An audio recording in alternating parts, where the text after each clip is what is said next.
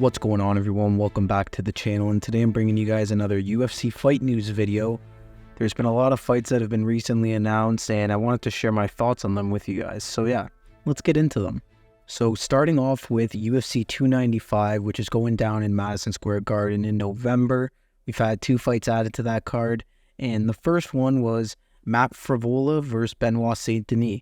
And this is going to be a really fun matchup between these two lightweights. I think both guys are going to bring a show.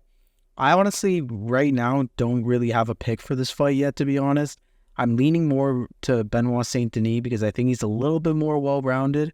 But Frevola, if he hits Saint-Denis, it could be problems for him. So yeah, I don't know. I don't really have a winner for this fight yet, but I think it's going to be awesome nonetheless. Next up is the big one. This is the fight I'm most excited for out of all of these, to be honest with you. And that is Alex Pereira versus Jiri Prochazka, which is going to be the co-main event to Jon Jones versus Stipe Miocic at Madison Square Garden in November. This is going to be an amazing fight. Honestly, I think this has fight of the year potential written all over it. So as we know, the title is up on the line for this one. The light heavyweight belt was vacated by Jamal Hill when he got injured and was going to be out for a long period of time. And I think this is the perfect matchup you could have made for the belt. Prochazka was in a similar situation to Jamal Hill where he lost the belt when he just suffered a brutal injury. So they say, but whatever. That's a different topic for another video. And you have Alex Pereira, who just defeated Jan Blachowicz, who was also another contender in and around the belt over the past year. So I think that this is fair. I think this is a fair matchup. And I think this is a matchup that everybody wanted to see.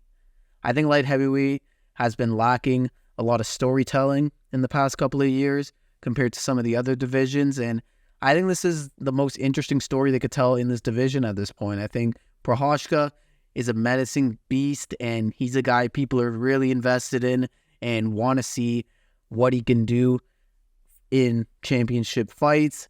And you have Alex Pereira, who is also kind of a boogeyman and another guy people really like and idolize in a way. So yeah, two great fighters set to go off for the belt. I'm really excited for this one, and I think this one could end up being just an outstanding fight.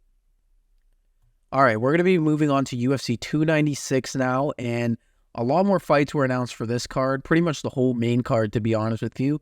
And yeah, let's get into it. I'm going to start at the bottom and then work my way up.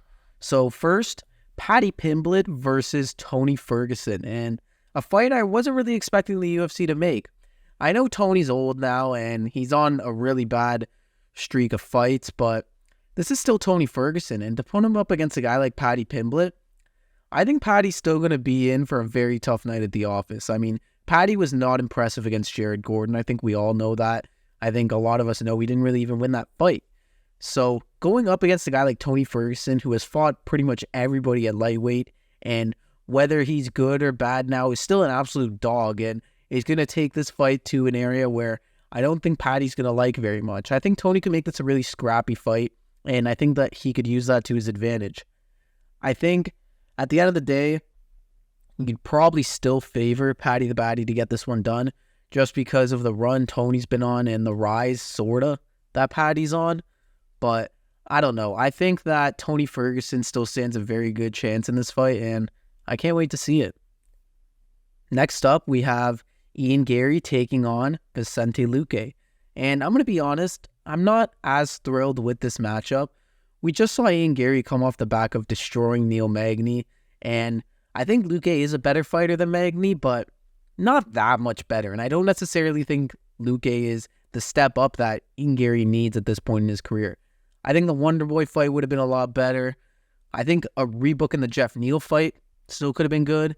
And honestly, I think you could have even squeaked Ian Garry in against a guy like Bilal Muhammad. I think that fight is a fight you could make. I don't think that's completely out of the question. But they went with Vicente Luque, so I think this will still be a fun fight, don't get me wrong.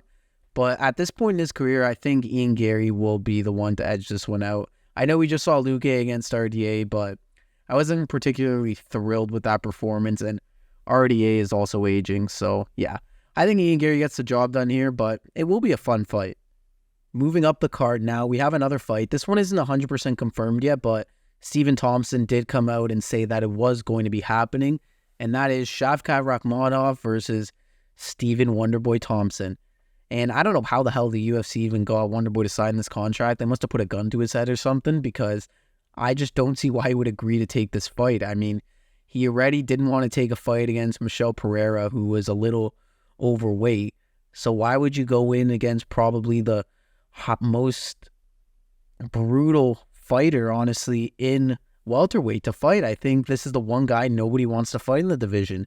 And respects for Wonderboy for taking the fight, but if this is going to be your last fight, as it's rumored to have been, are you really going to want to go out against a guy like Shavkat? I mean, guys, I love Wonderboy. I think Shavkat is going to demolish him. I mean, sure, on the feet, this is going to be competitive, but the second this goes to the ground, I'm going to be really worried for Wonderboy. And I think it will go to the ground at some point. I just don't see why Shavkat will want to stand and trade with a guy like Wonderboy. That's literally the only way he would be able to lose the fight. So yeah, I don't know. I don't know about this one. I really am not too much of a fan of it, to be honest, but I think over time I will start liking it, and I think it'll be a good fight still. So for the last two fights on this card, in our co-main event, we see Alejandro Pantoja defend his belt against Brandon Royval. And this fight is just honestly whatever, to be honest. Like, I think Pantoja is a really exciting fighter, and I liked watching his fights, but do we really need to see Pantoja and Royale too? Is this really the fight we need to see right now? I'm not sure. I think there's other names out there. I think of Amir Albazi. I think that would have been a better matchup, just something new, something fresh. I think maybe even, I wouldn't have been opposed to a Brandon Moreno trilogy either, but I don't know. This one's just whatever for me. I think it's still going to be a fun fight. People are going to enjoy it, but I don't see why Pantoja can't defend his belt here. Moving on to the last fight that I'm going to be talking about in this video, and that is going to be Leon Edwards versus Colby Covington. Yes, it has finally been announced. It is official. It is going to be headlining UFC 296 in December at the end of this year, and I am really, really excited for this one. So there's been a lot of debate as to if Colby Covington is the one that deserves his title shot, and to be honest, I don't really think so. I don't think a lot of people do, but I'm not opposed to this matchup either way. I think this is still a really fun fight and one that we deserve to see. I think we have a classic striker versus wrestler matchup here. We know how those usually go. And we also have a version of Leon Edwards here that is not only just a striker. His game has evolved so much since then. We saw in the last fight against Kamaru Usman how his grappling has changed, how his takedown defense has changed, how he's not even scared to go to the ground. So we're seeing a much more evolved Leon Edwards, and he is as good as he's ever been. And on the other side, we have a hungry Colby Covington, a guy that hasn't fought in about 18 months. He's going to be looking to get back in there, and he's going to want to make a statement. He's at the peak of his powers. He's at the peak in terms of popularity, and I think this is where he needs to capitalize here and really get his welterweight title that he so desires. Before, he had Kamaru Usman in front of him, at the time, one of the greatest welterweights to ever do it, and he was also able to match his style super well. So now he has a guy in Leon who is a completely different look than Kamaru, and Colby might see some advantages to that. I mean, we saw against Jorge Masvidal. Not that Jorge Masvidal at that time was a lead or anything, but we saw how he was able to control Jorge and even stand with him on the feet, which is what Jorge was known for.